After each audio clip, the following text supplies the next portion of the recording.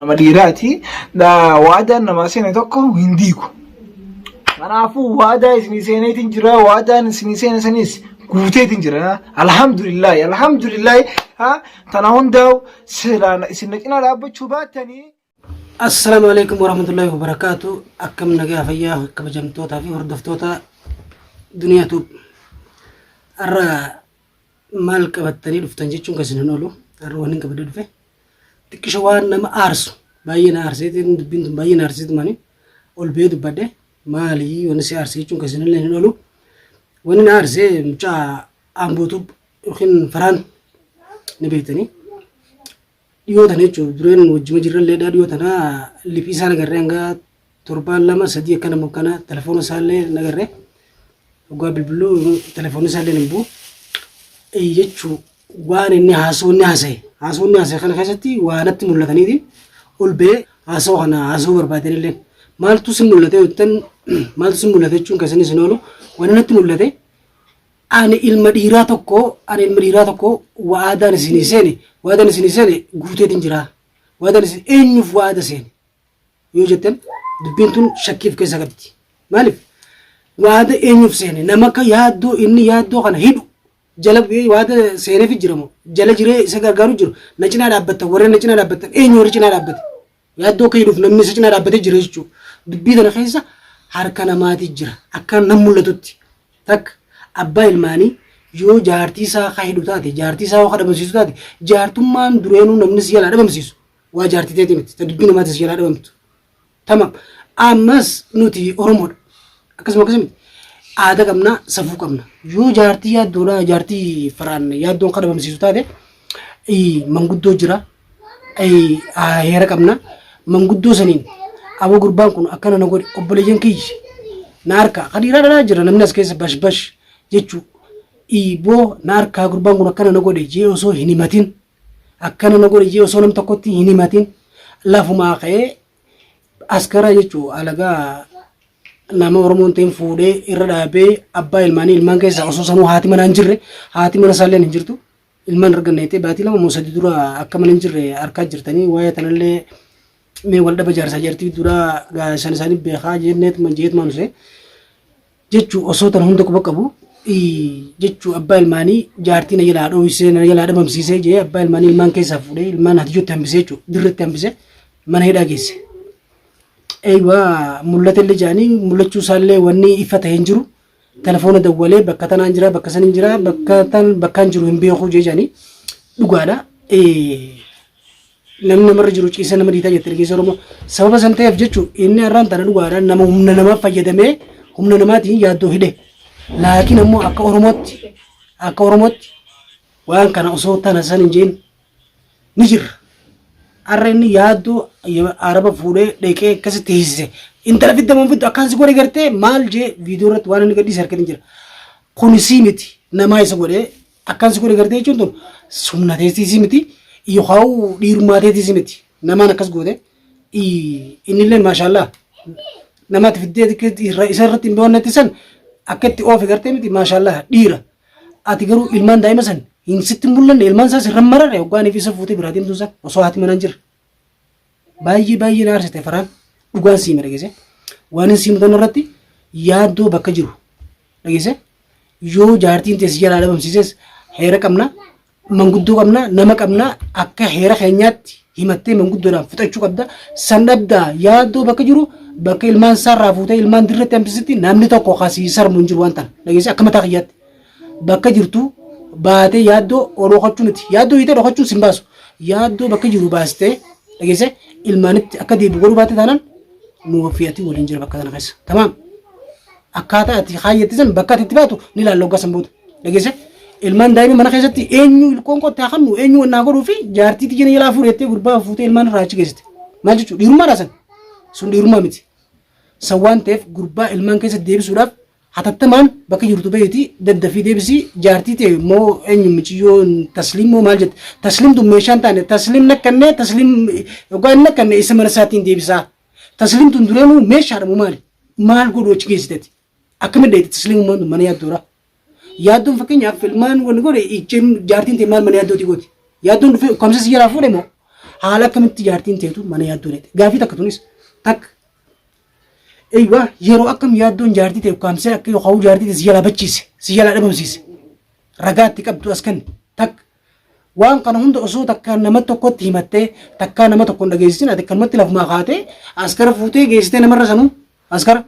askara ati geessite sanuu askara seeraatii miti dhageesse gurbaa jechuun ilmaan keessa baastee mana hidhaa geessitu dachii bakka feete geessitu waa mana kophaa geeffattu bakka geessitee jechuun itti hanjamu jirta. Ilmaan isaa namni qoonqootti kan nuuf hin jiru dadda fi hatattamaan laal osoo oolteen bulle yaaddoo bakka deebisiti akka yaadaa teenyatti jaartii ta'e yoo jaartii ta'e taate michoo sana amma dura waan hin dhagahu jiru ani jaalalleetiyyaa qaadhimaa isaatii wanni viidiyoo irratti sana amma dura yartanii warra yoom fuutee jaartii ta'e taate isin tummaa antunu gaafii takka tunullee dhageesse dadda fiiti waan kan hunda michiyyoo sanis akkaataatti jaartii ta'e taatee fi akkaataa inni si jalaa dhabamsiise manguddootti himattee karaa seeraa heeraa akka aadaa teenyatti daddaftee gaafachuu qabda. San dhabda gurbaa ammoo ilmaan keessatti deebise. Bakka abbaa ilmaanii osoo haati ilmaan bira hin jirre abbaa ilmaanii fuutee ati mana hidhaa geessutti tokkoon keenya namni si gachiisee bilu hin jiru. Dhageesse gurra si calamu viidiyoo tana hoggaa si bira geesse dhageeffadhu. Faraan siin baana. Wanni dhokottee hanga tasliim naafidu hanga maarree naafidu tasliim dhageeffadhu. Tasliim yaaddoon fuudhee si jalaan geessine. Tasliim mana isaa jirti. Si geesse. Maaliif geessite akka geessiteefis dureenis lafa keessa dhageesse ammoo isummaan sun yoo jaalalatee qabaatte dubbii namaatiin yookaan dubbii yaaddootiin si jalaa fi sin dhabamtu dhageesse isummaan sun sin jaalattu osoo si jaalatte si dhiiftee sin dhabamtu dhageesse dubbii namaatiin dhageesse jaartii sin jaalanneef gurbaa jaartii jedhamamsiisattee ati nama hidhuun qaanyiidhaa utuun akka tokkotti akka kaayyatti qaanyiidhaan natti dhageesse saniifuu gurbaa abbaa ilmaanii ilmaan keessatti deebisi waan isin jedhu. Sandabdi magaalaa tana keessatti yoo ati akka isa gootisan daran hin ta'in abdii maal jeenaan jechuu teessa dhageesse maal jeenaan jechuu teessa atis dhiira innis dhiira dhageesse ammoo bakka ati osoo inni waan nuuf quban qabnetti ati nama fuutee geessitee irra geessitee akkas gootisan sirraa kafalla dhageesse dhiira dhiise dhalaanus hin dhiiftu as keessatti dhalaa turaa hin baatu dhageesse ati oromoo tana nama laafa seeteeti araba fuutee yaaddoo abbaa ilmaanii osoo haati mana hin jirre geessitee akkas goote miti. Dhiirtiin dhalaanus hin dhiiftu as keessatti dhageesse waan akkana daleetee ilmaan makluuqa irratti abbaa ilmaanii ilmaan biraa fuute hanjamu jirti ni gammadee arrumaan gammadee takkaan gammadee immoo arraan tana shaarukaan oromootiin fakkada akkam jechuudha ayilee akkamiin akka waan akkanaa soota ayilee akkamiin waan akkanaa soota abbaa ilmaanii ilmaan keessaa fuute shaarukaan oromootii arrumaan tanaan gammadee gammachuu akkamiin si dhagama gammachuu si dhagama ati qoon nama moo maalee tokko akkanaa haala hiigaa. Gammachuu irratti akka irratti hin gammanne mi abbaa ilmaan keessaa fuutee gaa jaartiin ta'e bira hin jirre jaartii ta'e sanuu akkatti fuudhee waan ragaatti hin qabne ni hin gammade haasofni akkanaa kun sirraa fakkaataa jiru qaanfadhu namni ni qaanfata dhageesse dhugaan si himate yoo maal naan jaanii wallaalte waa namni akkamittiin dubbadhaa akkamittiin jaa maal jechuu keeti mee qo'ate ni hin gammadee dhugaa jettu yookaan dureen inni jaartii ta'e fuudhee jaartuma sana dura. Akkam jechuudha michiyyoo tana yaaddoon dhabamsiisuuf waan ragaa waan natti qabdiira michiyyoon tun mana isaa jirti isa bira jirti gaafaan viidiyoo keessatti argu qaadhimaa isaati jaalallee isaati yaaddoo haa gargaartuu ishee geessee waa tolchite namummaadha san haa gargaartuu ilmaan kanaaf har'aa kan nuti geessite arrammoo maal tuutuutu isni jaartiitii jedhamamsiisee jettee ilmaan keessa abbaa ilmaanii fuutee osoo haati ilmaanii bira hin jirre hidhaa si geessise dhiirummaadha moo akkasi beekta. Egaa adeero laal osoo akkanan akkas hin jenne osoo oolteen bulle guyyaa har'aa boru keessatti yaaddoo bakka jiru baastee ilmaanii deebisuu baatte taanaan akka ilmaanii deebi'u godhuu baatte taanaan yaa weelak dhageesse wallahi bakka ati jirtu gurra qabnee si fuunee akkanatti deebisifne yaaddoo akkanatti xarraqummaa kanaa bakka bartee hin dhageesse. Moo ati ani asittiin daladhee yookaan afaan arabaatiin beekaa yookaan waan akkanaatiin haasawaa jechuu keetu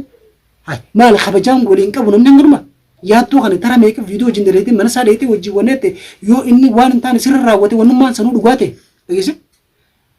namatti himattee akka namummaatti hawwan harka gurbaan kun kan inni akkana yaadee fi haa gargaartu ishee michiyoo tana bira fidi akkana na godhe jettee eenyutti baallaqxee eenyutti himattee lafaa qabdan eenyu si dhagee أصونام تقطي هنيماتين أكمل لفا خاطئ أسكرت في الدي أكاز غوري كرتة إيه في خمجي يوم بكريسة في خجارتي بكريسة جارتي تي غافو جرتو جارتي نما غافو جرتو غا جارتي بكريسة في جتوسا أني أي infakkaatu akka kun dhageesse sawwaan ta'eef yoo jaartumtee sanuu kan dhugaansi jala bachiisu taate dhageesse karaa ittiin nama gaafatanii jira karaa ittiin namarraa fudhatanii jira dhageesse arra osoo karaa manguddoo akka aadaa teenya sanitti dhuftee gaafatte dhugaadha inni jaartii si jala bachiisee onnatte arra yaaddoo haqa irra qabda hiidhanii siinee siitumnee waan inni jaartii ta'e osoo ati haa gargaartutti bira geessiteef hiinee siitumnee yaaddoo dhugaa fuula kee duratti akkaataa itti fayyitutti si fayyisa dhageesse akkaataa teenyaatti osoo san hin godhin osoo hin godhin ilmaan makluuqa mana keessa facaasteeti gurbaa fuutee gaadhaa geessitu maali hin daleedu wal qixa angoliin teetuun wal hin daleedu maal jechuudhaati eessaa dhufte beekumsa kanaa eessarra eessi jiraati dhageessa amma gurbaa daddafiitii bakka jiru bakka geessasii beekaa warra waliin geessisanitti himtee ifiifillee yoon ifi gartee wanni cubatte takka ammoo balleesseeti awwagaa dongoreetii aareetiin balleessee takkanaatiin godhatte gurbaa bakka jiru fittee mana deebiste aywa badiitii akkanatti aywa nutillee ni fayyina gosan dhageesse osoo san hin gahin yoo ni fakka gartee hin bahu achi mataayetiin hanjamaa akkana arra gammadeeti arra muraada isinii guuteeti eenyuuf waada seente eenyuuf waada warra yaaddoon hidhi jees jala jiru jirana fakkaatti haasawaa kana giseen argu hiiteef gaa waada isaanii guuteef ilmaan isaa eenyuuf laaltee ilmaan isaa eenyu onna ta'uuf akkam ta'uuf akkas goote waada nama sanii guutte dhugaadha warra gartee nu hidhisin jee si jala jiru san maashaallah oggaa waada namaa guutte abbaa ilmaan keessaa fuutate mee hangam takachuu sinii siiti diinni feeteewu makluuqa facaasee waan hin dalagu dhageesse siif gala jedhame wanni isin jechuutu jiru ta'u daddafiitii abbaa ilmaanii bakka geessite ilmaan isaa keessa deebise yoo dhugaa feete dhageesse yookaan adii tanarra waliin hin jiran waliin iyyaan gurra si calamu takkanaati daawwattoota kiyya ni naare haasoo inni haasee kanaatu na aarse maal haasee viidiyoo isaa harkuuf teessanii aboo waadaan an ilma dhiiraati waadaan isinii seene san isinii guuteetiin jira waa inni ilma dhiiraati abbaa ilmaanii ka ilmaanii fi fuu jaartiin irra ganneetee biraa deemte guddisu jiru osoo inni quban qabne jechuu akkanuma geessee irra dib godhee askara fuusisee osoo inni akkuma inni ala gabbeen alaa fuusisee qochiise dhageesse waada eenyuuf seene waa inni ilma dhiiraati sun illee dhiira inni illee dhiira dhiirummaan isaa silaa irra karaa seeraati karaa aadaatiin dhufee karaa heeraatiin dhufee gaafatee dhiira dhugaadha osoo san hin dhufin akkama nama geessee alagaarra geessee osoo namta oromoo tokkotti hin himatin fuudhee alagaarra geessee an dhiira jechuullee daantun dhiirummaa minatti illee waadaan isinii seene isiniif guuteetiin jira eenyuuf waada seene dubbiin tunis wayiif keessa qabdi eenyuuf waada seene warra yaadduun hidhi jee kafalee jala jiru jira kan inni waada seeneef eenyuuf guute waada kan dhageesse tanallee lafa goota bakka itti goota nama waada guuteef san garte nama yaaddoon hidhi isin jee gartee waada seenteef san lafa goota dhageesse tana namni dhiisu jiru ati boru arra isa boru ana akkanumatti nama wajji waada seentee ka gartee dheeyitee nama hiitu taate tuni dubbii akkanatti bira qotanii miti si galamii wanni isin jechuu jiru nama waada seenteef sanis lafa goota tanaan sin jaati daawwattootaa fi hordoftoota kiyya dhiifama irraa ni naaree jecha faraanii na aarse faraaniitutu baalagummaa humna qabna dalagee dhugaan isin hima dhageesse osoo wajjin jirru osoo akkas obbolee jedhetti wallaalaa jirru waan nuti yaaddamne nurra dalage sababa saniifiin aarii tanaan haasoo kana haasa'ee isinit dheeradhe dhiifama naa godhaati akkanaatiin isin hin jaati faraan abbaa ilmaanii daddafiitii osoo oolteen bulle ilmaan keessa galche.